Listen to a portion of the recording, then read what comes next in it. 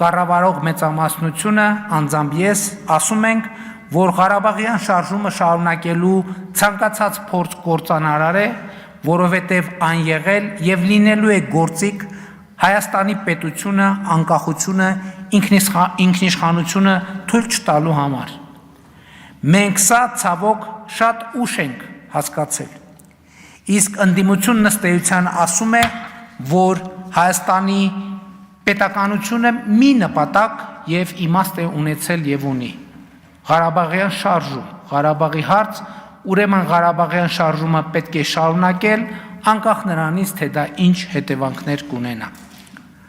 Բայց ես ոչ միայն համաձայն չեմ այս տեսակետի հետ, այլև մեր կառավարման 7 տարիներին ետ նայելով արձանագրել եմ մի բան,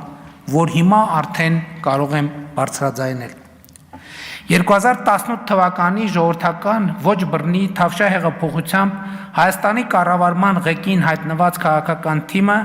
դաժան փորձությունների ու հարվածների տարափի ներքո ինտուիցիա եւ արիություն է ցուցաբերել, կարողանալով քայլ առ քայլ,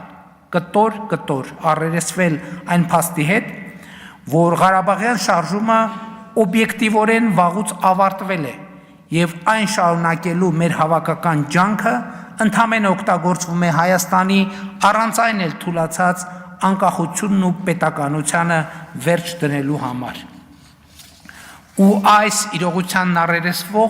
առերեսվելով կառավարող մեծամասնությունը որդեգրել է մի ռազմավարություն, համաձայն որի Հայաստանի Հանրապետությունը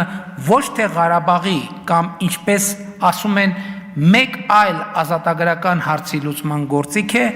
այլ Հայաստանի քաղաքացիների բարեկեցությունը, ազատությունը, երջանկությունը, անվտանգությունը ապահովելու գործիք։ Որ 29743 քառակուսի կիլոմետր տարածքով Հայաստանի Հանրապետությունը ոչ թե ավելի մեծ հայրենիք ունենալու միջոց է, այլ մեր երազանքների հայրենիք պետությունն է եւ մեր վերջնական հանգրվանը որպես ժողովուրդ։